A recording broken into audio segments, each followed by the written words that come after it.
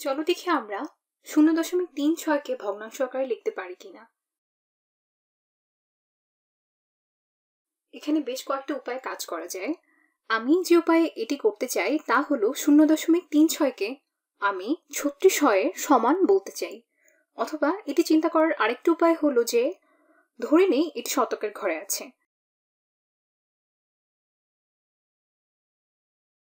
আর এটি আছে দশকের ঘরে।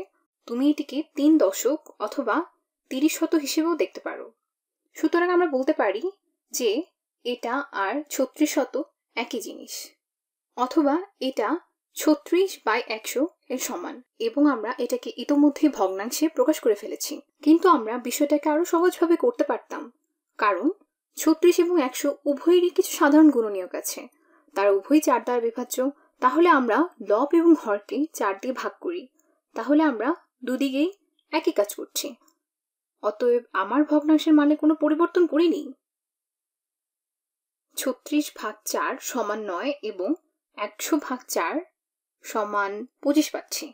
এখন দেখা যাচ্ছে এই দুটো সংখ্যার আর কোনো সাধারণ গুণনীয়ক নেই। তাহলে আমরা এটাকে আরো সহজ রূপে লিখলাম এবং আমাদের কাজ শেষ।